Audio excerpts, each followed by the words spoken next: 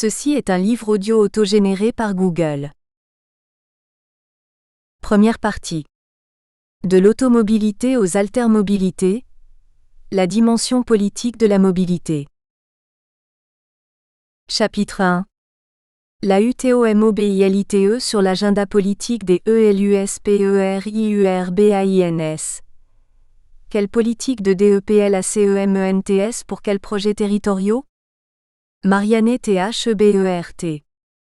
L'injonction du développement durable a contribué à renouveler le cadre législatif, les modes opératoires et les objectifs des politiques territoriales. Dans ce contexte, la mobilité urbaine et sa composante la plus problématique, l'automobilité, sont devenus des thèmes fortement mobilisateurs, permettant la diffusion de nouvelles représentations de ce que doivent être une ville et un système de déplacement durable. Notamment, les enjeux de l'accessibilité ont été réexaminés et le bien-fondé des politiques d'équipement et de désenclavement relativisé, Wachter, 2001. Dans ce domaine cependant, le cadre général d'action est informé par des déterminants de fond. Parmi ceux-ci, le phénomène de périurbanisation et la structuration du pouvoir local décentralisé influencent profondément la réalité quotidienne de la production des territoires. Or, si on sait l'enjeu que constituent les espaces périurbains dans la perspective de réduction des nuisances liées à l'automobilité, on sait moins précisément selon quelles modalités l'action publique façonne aujourd'hui ces territoires en pleine mutation, et donc les conditions de déplacement de demain. Quel est le référentiel d'action des élus locaux lorsqu'il s'agit de la mobilité, et quelle peut être en conséquence leur propension à construire une ville périurbaine durable? L'étalement urbain a redistribué les populations et modifié les rapports de force, élargissant le jeu de la concurrence territoriale et conduisant les élus à réévaluer l'exercice de leurs compétences et leurs projets de territoire. Mais l'échelle des changements souligne les enjeux d'une coopération entre niveaux décisionnels véritablement stratégiques. Dans ce contexte, on peut se demander comment ces projets peuvent se combiner pour constituer un espace d'accueil intégrant durablement des formes nouvelles de développement économique, d'habiter et de mobilité. Ce sont les formes émergentes de politiques de déplacement périurbaine qui seront ici rapidement décrites pour être resituées dans le cadre explicatif des enjeux du développement local, tels que formulés par les élus. Nous verrons successivement comment elles sont définies dans le cadre communal, puis confrontées à l'environnement institutionnel intercommunal, pour enfin rencontrer la stratégie d'un autre acteur majeur, le département. Les résultats présentés ci-dessous se fondent sur l'analyse de contenu du discours des acteurs publics et sur l'observation géographique. Au plan municipal, 26 entretiens semi-directifs ont été menés auprès des maires de communes périurbaines et rurales d'Ille-et-Vilaine, de façon à obtenir une couverture spatiale et un éventail des situations démographiques homogènes. Des projets communaux qui s'affirment contre l'automobile. Un premier constat s'impose dans l'observation synchronique de l'échantillon. À chaque fourchette démographique correspond un ensemble bien précis de mesures parfaitement comparables d'une commune à l'autre. Au plan substantiel, l'action des élus, qui se résume à l'entretien à minima de la voirie dans les plus petites communes, prend graduellement de l'ampleur. Les communes qui accueillent environ 1000 habitants se consacrent à une politique d'équipement volontariste. À cette phase d'investissement succède, autour de 2000 habitants, une phase d'optimisation des capacités existantes, avec par exemple redistribution des places de stationnement à nombre constant. À partir de 4000 habitants apparaissent de véritables projets politiques d'urbanisme, utilisant les outils et les codes en vigueur dans les centres-villes d'agglomération. L'avancée dans l'échelle démographique correspond à une problématisation accrue de l'automobilité, qui conduit à sa stigmatisation et au rejet de ses nuisances à la périphérie du bourg. Au terme de ce cheminement, un modèle unique semble s'imposer, opposant un îlot central préservé et une périphérie submergée par la marée automobile. Ce formatage des mesures est également perceptible dans une approche dynamique, les communes passant par ces stades successifs au fur et à mesure qu'elles accueillent de nouveaux résidents, Thébert 2005. Mais, contrairement à la doctrine en vigueur dans les centres d'agglomération, les contraintes imposées aux déplacements automobiles ne s'accompagnent pas du développement d'une offre alternative fonctionnelle.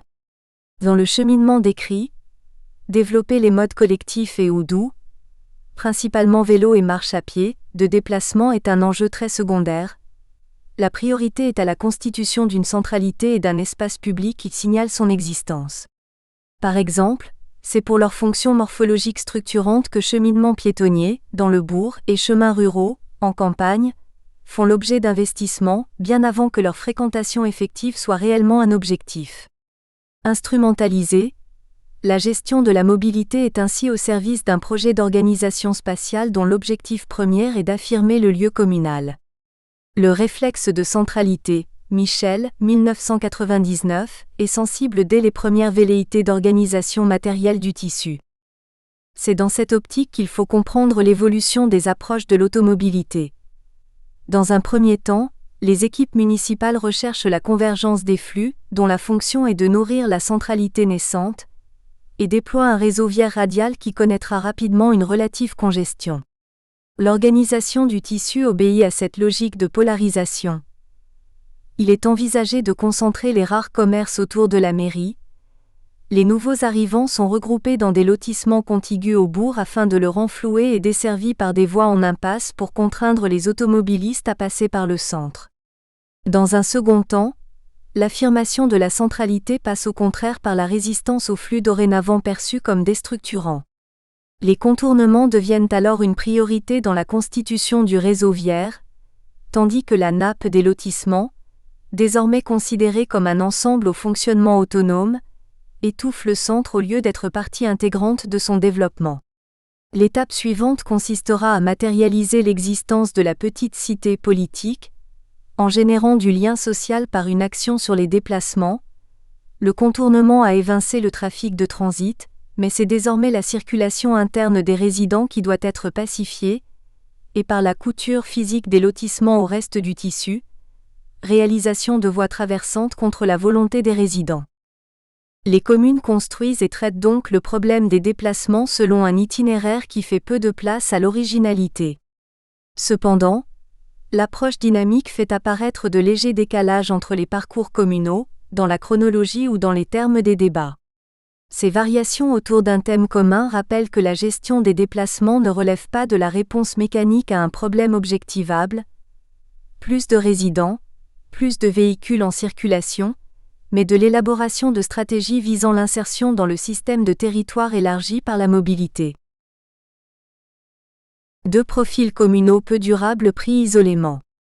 La notion de stratégie de développement permet d'introduire une distinction particulièrement opératoire et parfaitement repérable dans le discours des élus, comme dans les parts relatives de la taxe professionnelle et de la fiscalité des ménages dans la structure des ressources locales.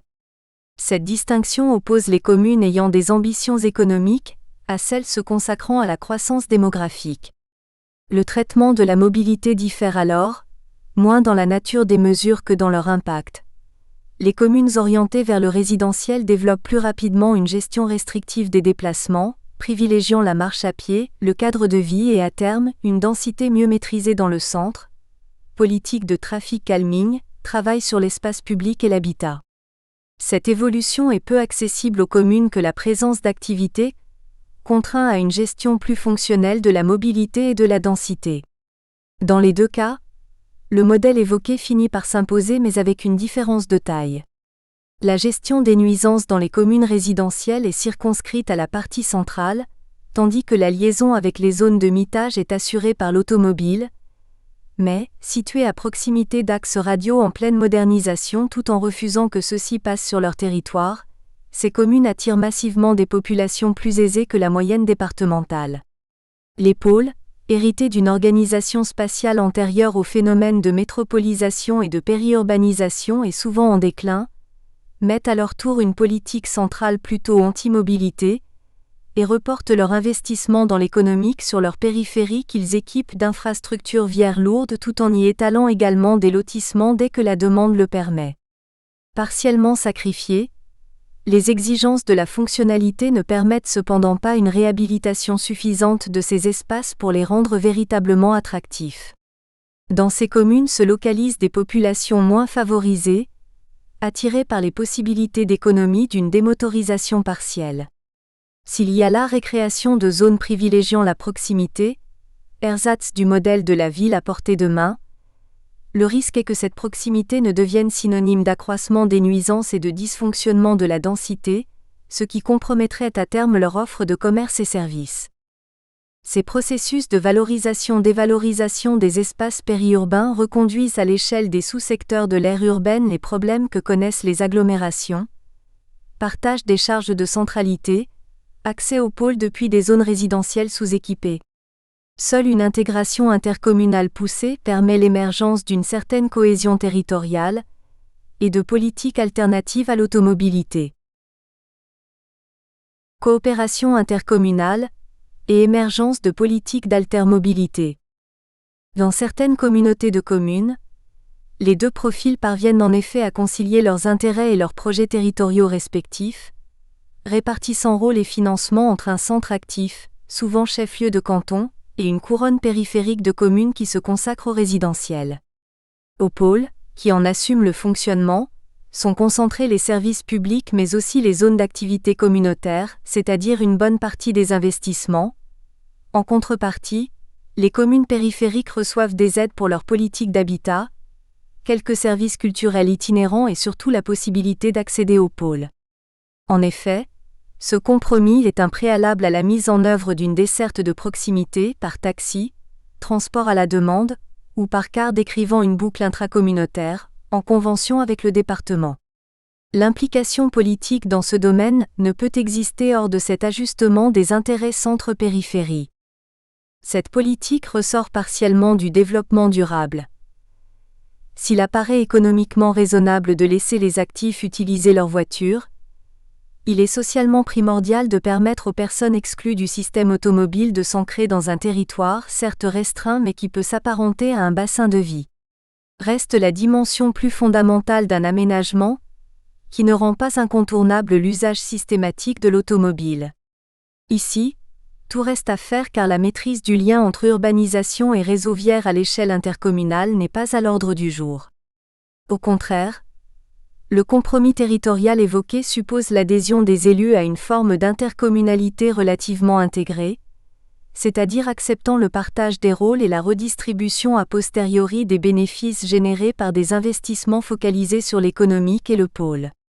Or, cette conception va de pair avec une défiance à l'égard de la gestion communautaire du réseau routier, qui inciterait à l'irresponsabilité communale. La voirie n'est plébiscitée comme compétence intercommunale par excellence que par défaut, lorsque le compromis est inexistant. L'émergence d'une intercommunalité stratégique dans le domaine de la voirie est donc incertaine, et si le transport, collectif ou à la demande, est fièrement présenté comme une des manifestations emblématiques de l'existence intercommunale, c'est qu'il s'agit d'un domaine considéré comme peu stratégique par les communes. Dès lors, la desserte communautaire relève davantage du symbole que d'une fonctionnalité et d'une maîtrise des évolutions réelles. Cependant, désireux de rationaliser ses investissements, le département d'Ille-et-Vilaine pousse à une évolution des pratiques et offre un exemple intéressant de l'interventionnisme innovant dont cet échelon institutionnel, souvent dénoncé pour son archaïsme, peut faire preuve. Les réorientations perceptibles de sa politique de déplacement poussent à l'émergence de bassins de vie cohérents, dans lesquels la dépendance automobile pourrait être partiellement enrayée. Le périurbain façonné par la stratégie départementale? Dans un contexte loin d'être unique, de forte concurrence entre agglomérations et départements, le périurbain d'Ille-et-Vilaine est le territoire de déploiement d'une stratégie départementale d'aménagement volontariste. Le réseau viaire très performant qui l'irrigue est bien connu pour être le support de ces ambitions qui excèdent parfois le cadre des compétences officielles. Guidé par un impératif, l'accessibilité de tous les territoires à Rennes, cette stratégie accorde cependant depuis quelques années davantage d'attention à la desserte cohérente de sous-ensembles départementaux. Au plan des transports collectifs de personnes, le département encourage les communautés de communes à structurer leur territoire. Depuis 1995, il négocie avec elles des solutions de desserte locale et leur délègue sa compétence si elles souhaitent, dans le cadre du compromis territorial évoqué, définir et contribuer à financer leur propre système. Cependant, le Conseil général a repris la main sur cette question en mettant fin aux délégations le 1er janvier 2005. On peut penser que l'un des objectifs est ici d'accélérer et de généraliser la structuration des périmètres locaux. La refonte du réseau qui a suivi a en effet entériné la distinction entre lignes interurbaines et dessertes de proximité au sein d'une ou plusieurs communautés de communes. Ces dernières restent cependant à mettre en place, mais cette réappropriation de la compétence transport pourrait signifier qu'elle acquiert un statut plus stratégique que celui de prestation sociale, prodiguée par le département à son assise électorale rurale. Au plan routier, l'évolution des priorités dans la programmation des investissements témoigne d'une inflexion récente du référentiel. L'impératif d'efficacité, écoulement des flux d'intérêt départemental, et la fonction symbolique du désenclavement des territoires ruraux, par l'accès à Rennes, cèdent lentement la place à une conception plus localisée des enjeux du développement. La priorité absolue du programme voté en 1991 est le renforcement d'un réseau d'axes prioritaires, d'intérêt départemental, reliant les points forts de l'armature urbaine. Les efforts de modernisation du réseau anticipent, sur la base des modèles de trafic, les échanges que leur attraction mutuelle va susciter, en réfutant fermement toute notion de trafic induit. Dans cette optique, les radiales primes et les axes transversaux sont discrédités par leur fonction de cabotage. Une première évolution se dessine avec le programme 1998 à 2002, dans lequel il est admis que la modernisation d'une route importante est suivie d'une hausse de trafic. La rupture s'effectue véritablement avec le 5e programme, voté en 2003, dans lequel il est établi que le trafic routier ne cesse de croître, traduisant ainsi le dynamisme économique de notre région, mais également une augmentation sensible de la mobilité de la population du fait de l'étalement urbain. La croissance des déplacements n'est plus unilatéralement rattachée à la croissance économique. Le lien qui est fait avec les restructurations métropolitaines, ainsi que l'attention de plus en plus soutenue portée à des territoires qui, contrairement aux prévisions, ne bénéficient pas de l'effet d'entraînement du réseau primaire, implique une territorialisation plus fine des effets de la mobilité et une répartition différente des crédits. Certains choix d'investissement qui ne se justifient pas en l'état actuel du trafic ont alors pour objectif de structurer les cantons fragiles pour éviter le recours systématique à Rennes dans les démarches quotidiennes. Avec l'émergence des pays qui ont le bon goût de ne pas concéder trop de terrain à l'influence rennaise, se renforce encore la prise en compte de bassins locaux de déplacement à la recherche d'un équilibre interne excluant la métropole. Les axes transversaux prennent également plus d'importance, permettant le délestage et la répartition des trafics. Cette orientation nouvelle et récente du discours est d'abord perceptible dans les documents de réflexion et de communication. Les services opérationnels conservent l'optique de la concentration des flux sur un réseau primaire prioritaire, fluide et sécurisé, unifiant le département d'un bout à l'autre. Cependant, le dernier acte de la décentralisation pourrait conduire à dissocier davantage les échelles de déplacement, en consacrant le rôle de l'État sur la desserte longue distance et la mise en réseau des pôles principaux de la façade atlantique, et celui du département sur les équilibres territoriaux locaux. Conclusion. Si les réseaux de transport, collectifs et viaires, sont utilisés dans une démarche d'organisation spatiale, c'est davantage en tant qu'attribut symbolique de l'unité territoriale que par intégration à la réflexion des effets de la mobilité. Cependant, les enjeux de l'accessibilité ont été partiellement réexaminés. Par des communes résidentielles en forte croissance, qui refusent les coupures viaires et commencent à associer la qualité de vie à l'existence d'un bassin local structuré par des aménités locales accessibles, par le département qui incite les regroupements intercommunaux à concilier leurs exigences pour définir un schéma de desserte prioritaire.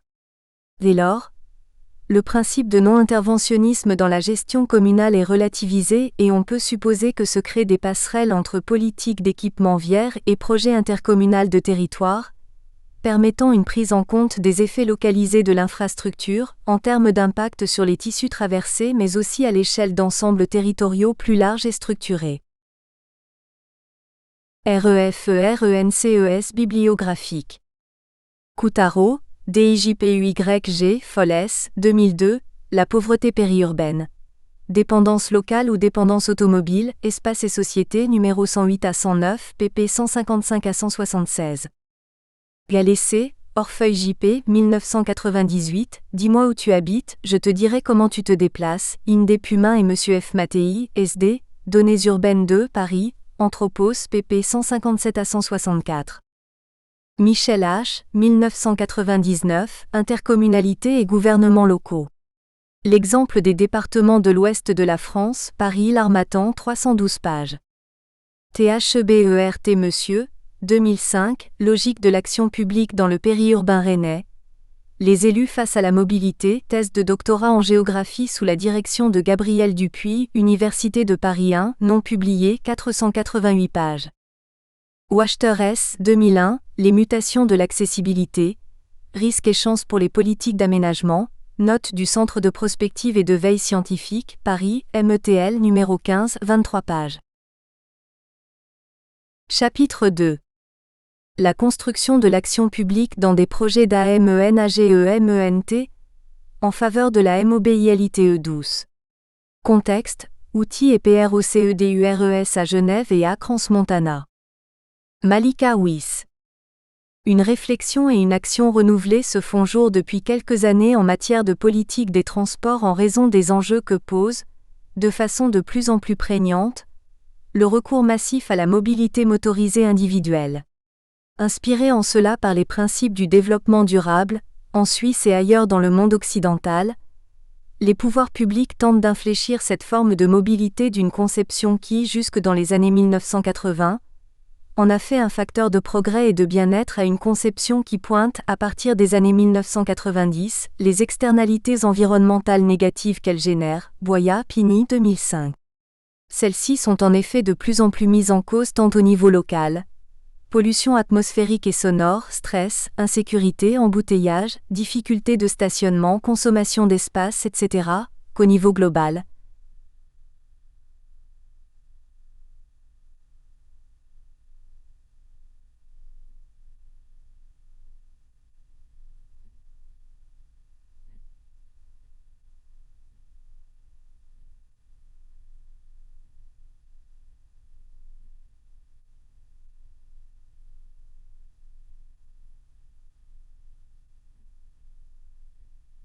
Réchauffement atmosphérique, raréfaction des ressources énergétiques, etc.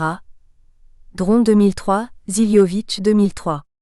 Pour les réduire, outre les actions classiques d'investissement dans les réseaux de transport collectif, par exemple, on observe, depuis quelques années, un regain d'intérêt pour des mesures d'aménagement de la voirie et de l'espace public en faveur de la mobilité douce, la marche, la pratique du vélo ou d'autres modes de déplacement non motorisés comme le roller ou la trottinette.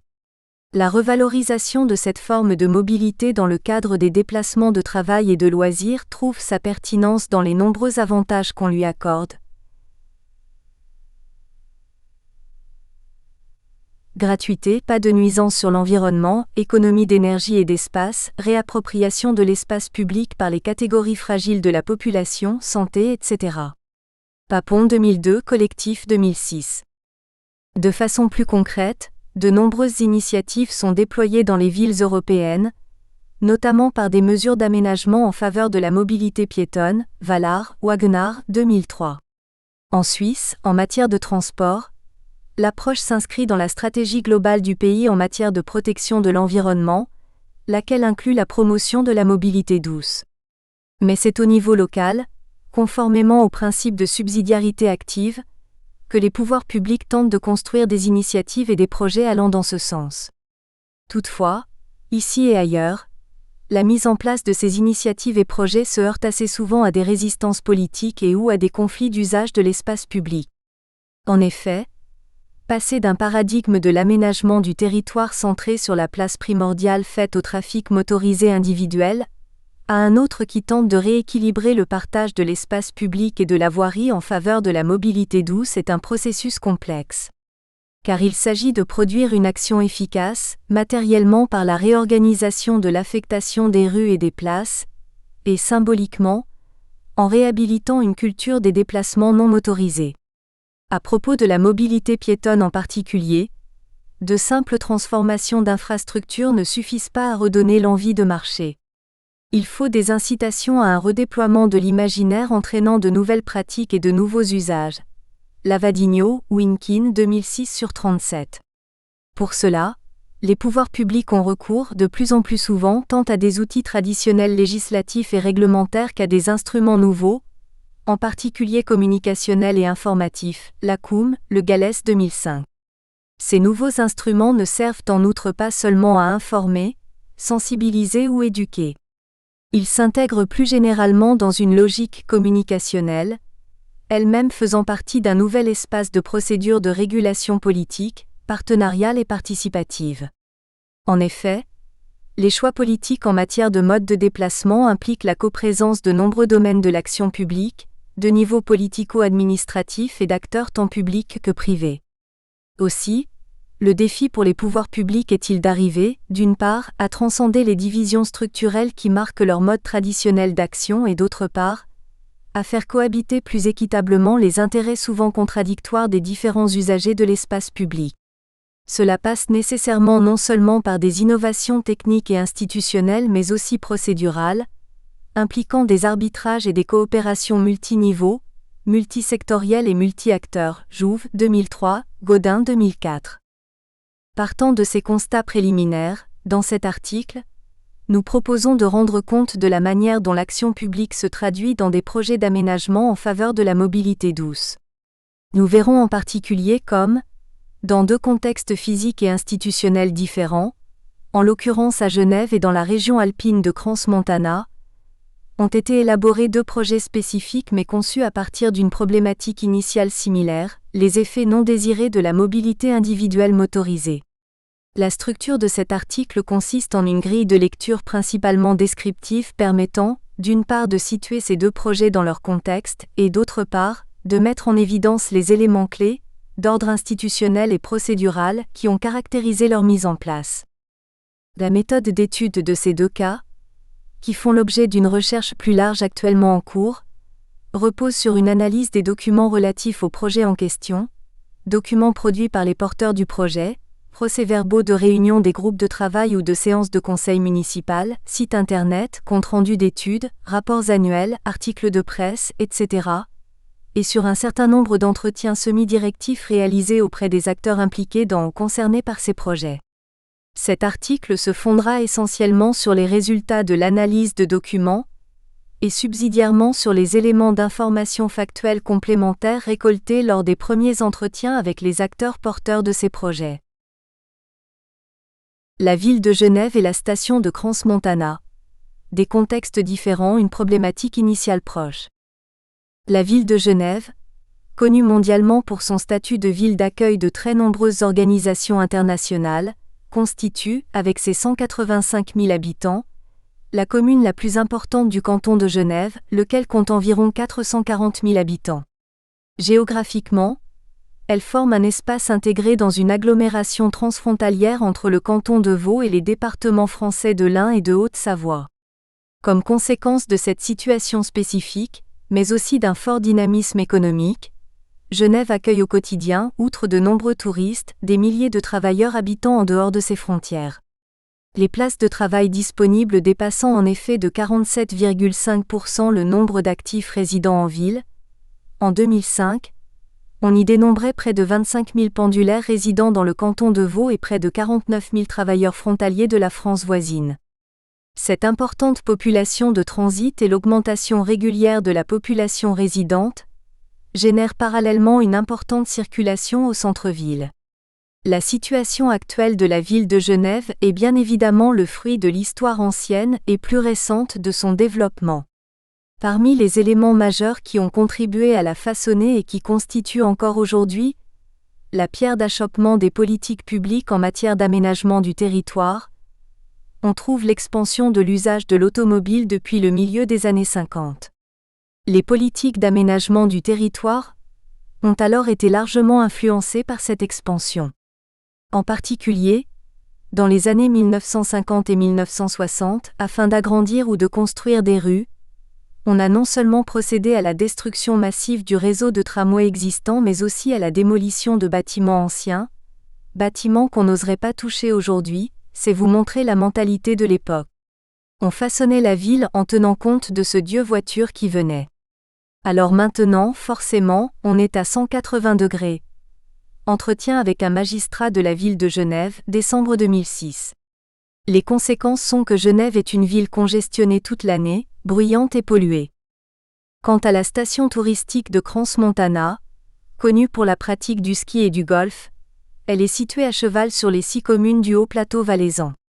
Créée à la fin du XIXe siècle, elle a connu un développement fulgurant en raison des atouts paysagers, de cadre de vie et de loisirs qu'elle porte en tant que région de montagne. Elle ne représente en surface que 15% du territoire de ces 6 communes, mais sa population résidente, environ 6 000 habitants, correspond à la moitié de la population totale de celle-ci. En outre, en concentrant les 3/4 des emplois du secteur touristique, elle constitue le poumon économique de la région.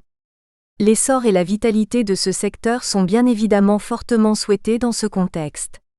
Toutefois, la mobilité motorisée de travail et de loisirs qu'il génère, en particulier en haute saison touristique, pose des problèmes de congestion de la circulation que les autorités locales tentent de résoudre depuis plusieurs années, sans succès. L'usage privilégié de la voiture comme moyen de déplacement pour le travail et les loisirs s'explique certainement par la configuration géographique du lieu qui ne permet pas, même pour les travailleurs, qui pour la plupart habitent dans les villages alentours, de se rendre dans la station à vélo par exemple. Cependant, le report modal ne se fait pas non plus sur les transports publics, et ce malgré la gratuité des navettes d'autobus qui parcourent le périmètre de la station. Projet d'aménagement du territoire, en faveur de la mobilité douce. Outils pour l'action et contenu des projets. Pour les acteurs politiques, il s'agit, dans un contexte comme dans l'autre, de trouver des solutions qui répondent à la conciliation problématique du bien-être de la population, de la préservation de l'environnement, de la conservation de l'attrait économique de la ville ou de la région, tout en permettant à chacun de se déplacer pour ses besoins quotidiens. La réflexion et l'action sont déjà largement entamées par les autorités communales de la ville de Genève, et de nombreux outils et mesures préexistaient au projet Écomobilité à la Cluse-Roseraie, EMCR. Ce n'est pas le cas dans la région de Crans-Montana, pour laquelle c'est principalement le Programme d'action environnement et santé, PAES, qui a constitué l'occasion d'une réflexion et d'une action intercommunale en faveur d'une mobilité alternative. En effet, en 2001, la ville de Genève a élaboré son propre agenda 21 dans lequel la promotion des modes de déplacement doux et l'extension des places piétonnes, des zones de rencontre et des espaces publics de détente, font partie des objectifs prioritaires en matière de mobilité et, respectivement, d'aménagement urbain. Elle s'est dotée par ailleurs de 2 instruments spécifiques en faveur de la mobilité piétonne, le plan directeur des chemins pour piétons et le plan localisé des cheminements piétons. Au niveau des mesures concrètes, de nombreuses initiatives de promotion des modes de déplacement alternatifs ont été menées par la ville de Genève, et le projet EMCR s'inscrit dans la continuité de cette action politique. Ce projet a été initié suite à l'interpellation, en 1997, des autorités municipales par l'association Transport et Environnement, ATE, pour la promotion des déplacements non motorisés, tels que préconisés dans le programme fédéral Énergie 2000. Le choix du quartier de la Cluse-Roseraie comme quartier pilote s'explique notamment par la forte densité de population résidente et de transit qui le caractérise en tant que quartier du centre-ville. En effet, avec la présence en son sein de structures hospitalières, ce quartier est la scène quotidienne d'un trafic pendulaire motorisé très important, générateur de nuisances sonores et atmosphériques et de sentiments d'insécurité pour les habitants. Parmi les 39 mesures qui composent le projet EMCR, on trouve la création d'espaces piétonniers et de places publiques, l'aménagement de zones 30 km/h et de zones de rencontre, la réalisation d'espaces verts et de détente, des aménagements cyclistes ainsi que des mesures de sensibilisation à la mobilité douce. Aujourd'hui, 8 ans après le lancement du projet, certaines de ces mesures sont déjà réalisées, d'autres sont en voie de réalisation et quelques-unes sont abandonnées. Dans la région de Crans-Montana, sans doute en raison de la plus petite taille des 6 communes qui la composent, mais aussi en l'absence d'une volonté politique affirmée pour une vision et une action intercommunale sur le long terme, c'est en particulier le PAES, initié en 2001, qui a constitué l'occasion d'entamer une réflexion concertée sur la question de la mobilité et plus largement sur l'avenir de la station. En effet, la démarche était jusqu'alors limitée à des études répétées mais sans suite en termes d'actions concrètes. Ils ont fait des études, puis finalement ils sont arrivés à force de faire des études, à dire « on doit admettre, on est une station pour voitures ». Entretien avec le chef du PAESCM juin 2006. Le PAES a constitué alors l'espoir d'une solide opportunité pour mettre en œuvre les mesures initiées peu avant, à travers le démarrage d'un processus Agenda 21, en même temps que d'en développer de nouvelles. Ce programme d'action a démarré suite à l'appel à candidature, lancé en 1998 par la Confédération pour des projets locaux intégrant les aspects de la protection de l'environnement et de la santé. La région de Crans-Montana, l'une des 3 lauréates du concours, a proposé son propre PAES centré sur l'axe mobilité et bien-être.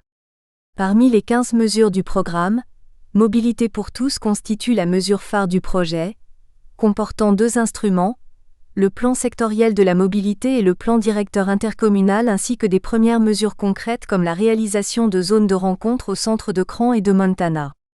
Les autres mesures se rapportaient à la sensibilisation aux bienfaits de la mobilité piétonne et à la notion de développement durable, à la revalorisation des sites non urbanisés et à la promotion des produits du terroir pour diminuer le trafic motorisé, par exemple. De plus, plusieurs mesures de communication, dont certaines orientées en même temps vers le marketing des atouts touristiques de la région en matière de promenade et de randonnée, ont complété le programme d'action. Celui-ci a pris fin en octobre 2006. Certaines mesures sont déjà réalisées, d'autres sont en cours de réalisation. Notons enfin que si les effets des différentes mesures entreprises sur les pratiques de mobilité restent à évaluer précisément, dans les 2 cas, la plupart des acteurs concernés considèrent comme particulièrement positives les conséquences des mesures d'aménagement telles que les zones 30 ou 20 km/h sur la qualité de vie dans les quartiers en question, davantage de convivialité et de sécurité notamment.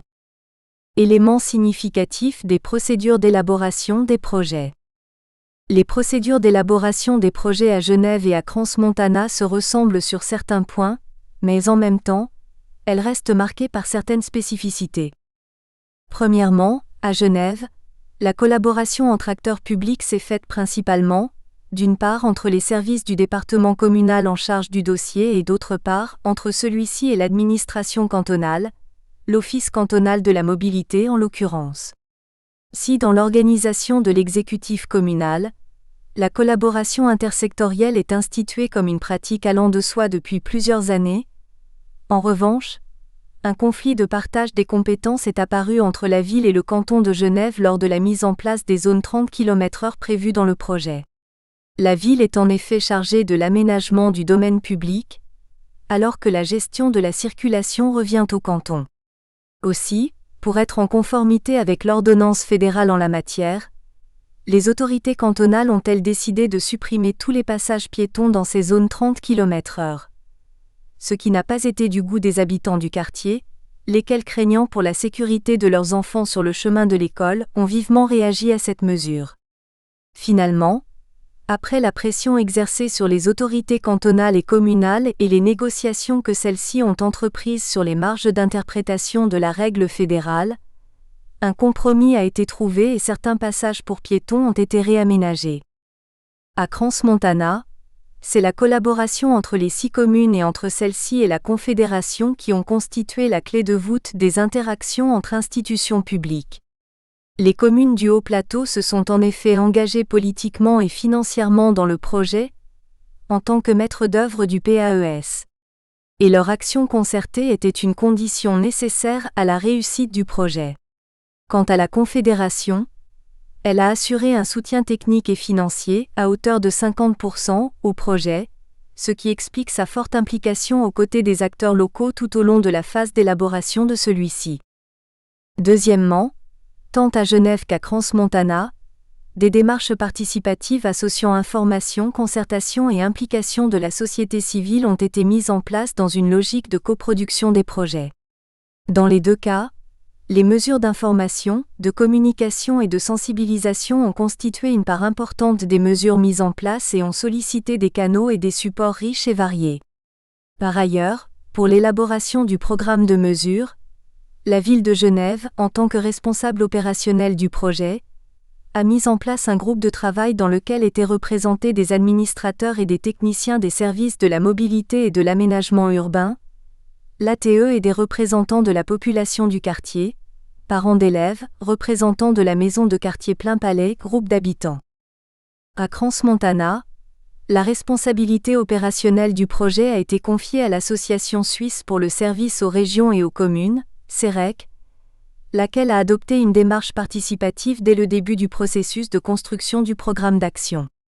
Pour la définition de chacun des 15 sous-projets du PAES, un groupe de travail a en effet été mis en place et a intégré aussi bien des techniciens communaux que des acteurs politiques, économiques et associatifs, que des bénévoles de la société civile, simples citoyens intéressés par le projet et qui se sont relayés par dizaines au cours de l'avancement du projet. Dans les deux cas pourtant, l'instauration d'une démarche de construction de la décision collective ouverte et interactive n'a pas permis d'éviter l'occurrence de conflits. En particulier, à Genève, outre le problème qui a opposé la ville et le canton sur la question des zones 30 km/h, ces mêmes mesures et d'autres mesures d'intervention sur la voirie, en particulier de suppression de places de stationnement, ont suscité des oppositions et des recours de la part de certains habitants et commerçants du quartier, soutenus en cela par le Touring Club suisse. Toutefois, les recours administratifs engagés n'ont pas abouti. Par ailleurs, à Crans-Montana, la mise à l'essai de mesures de limitation de la circulation en vue de l'instauration de zones de rencontre dans les centres de Crans et de Montana a soulevé le mécontentement de commerçants d'un tronçon de rue parce que ces mesures impliquaient par ailleurs la suppression d'un certain nombre de places de stationnement. Dès lors, et la question devenant politique avec l'approche des élections à la fin de l'année 2004, une solution de compromis a été trouvée en instaurant une zone 30 km/h au centre de Crans, plutôt qu'une zone de rencontre comme prévu initialement. De plus, tant à Genève qu'à Crans-Montana, si les problèmes qui ont jalonné le processus d'élaboration des projets n'ont pas prétérité l'aboutissement de ces derniers, ils posent toutefois un certain nombre de questions par rapport à la fragilité des procédures mises en place. Ici, un certain nombre de facteurs ont permis de désamorcer les conflits et les oppositions. À Genève, il s'agit par exemple de la souplesse d'interprétation de la règle fédérale par les échelons décisionnels inférieurs, du rapport de force politique en ville de Genève, majoritairement plutôt de tendance de gauche et écologiste depuis la législature précédente, et du lobbying exercé par les acteurs convaincus du bien-fondé des mesures qu'ils défendaient. À Crans-Montana, c'est en particulier la volonté politique des communes concernées par le programme d'action à agir en partenariat plutôt que dans un esprit de compétition d'intérêts et d'identité, comme c'était précédemment souvent le cas, qui a joué en faveur du projet. En effet, dans ce cas, ce n'est pas tant les rapports de force politiques, donc idéologiques, qui ont joué dans ce sens, les 6 communes étant à majorité de centre-droite. C'est plutôt le fait que celles-ci, conscientes des enjeux que le PAES constituait pour l'avenir de la région tout entière, au-delà des mesures concrètes qu'il proposait à court terme, ont perçu ce projet comme l'occasion rare d'une réflexion partagée sur comment faire autrement, non seulement en ce qui concerne la mobilité dans la station, mais aussi, plus globalement, en matière d'aménagement durable de la région. Conclusion. La revalorisation des modes de déplacement doux s'impose aujourd'hui comme une partie intégrante des politiques de transport, et les initiatives en ce sens s'inscrivent dans des contextes aussi différents que Genève et Crans-Montana. Quel rapport en effet entre, d'une part, une ville forte de ses atouts et de sa vitalité économique, sociale, culturelle et symbolique et d'une volonté politique avérée de réaliser les objectifs du développement durable dans plusieurs domaines et d'autre part, une petite station de montagne, poumon économique de toute une région certes, mais soumise à des fragilités multiples et avec un contexte politique jusque-là peu propice à l'action concertée entre les 6 communes dont elle assure en grande partie la survie? Si les projets mis en place çà et là se ressemblent en partie tant dans leur contenu que dans les procédures d'élaboration, nous avons vu par ailleurs, que la production de la décision collective selon un mode partenarial et participatif reste soumise à des aléas qui peuvent autant lui être favorables que lui faire prendre des risques d'échec. Cela montre en particulier la limite de ces procédures plus ouvertes face, d'une part, à des héritages structurels et institutionnels, et d'autre part, aux résistances au changement de la part de citoyens concernés par les problématiques en discussion, non intégrés dans les scènes de délibération sur les projets, mais auxquels la démocratie directe offre par ailleurs d'autres moyens d'expression. De fait, c'est davantage la conjugaison de facteurs conjoncturels favorables qui marque l'aboutissement des projets que l'existence de recettes à copier-coller. La question des bonnes pratiques reste donc toujours à interroger.